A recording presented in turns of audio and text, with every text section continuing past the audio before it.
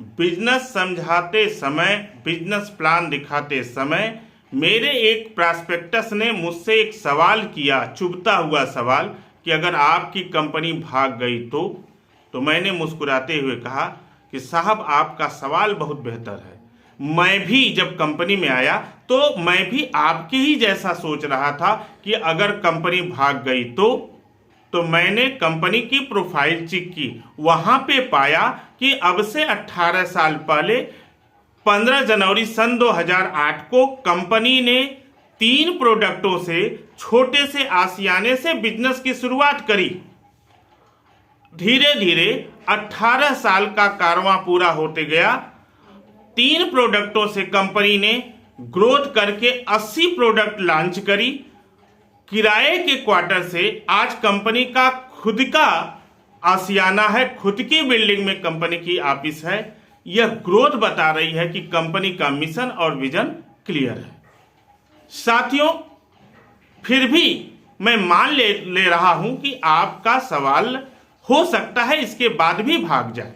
आप जरा बताइए, जो कंपनियां भागती हैं, क्या वह प्रोडक्ट बेस की कंपनियां हैं?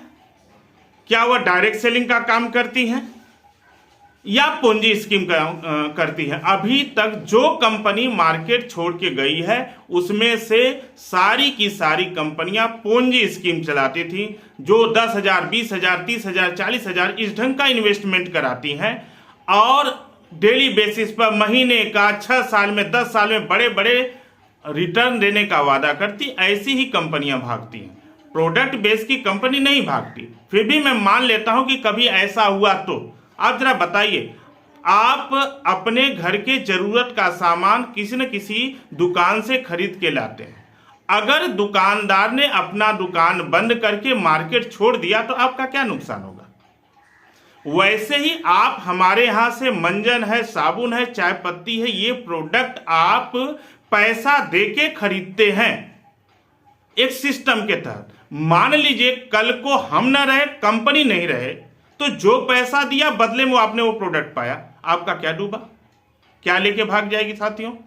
तो सवाल सही है, लेकिन आप इन सवालों को जवाब के रूप में आप तभी समझ पाएंगे जब आप कंपनी की प्रोफाइल चेक करेंगे। तो यह चुभता हुआ सवाल, अगर कंपनी भाग जाएगी, अगर मेरा जवाब आपको पसंद आया हो तो अपने लोगों को ज़्यादा से ज़्यादा शेयर करिए ताकि लोगों को इस सवाल का जवाब मिल सके। नमस्कार, धन्यवाद।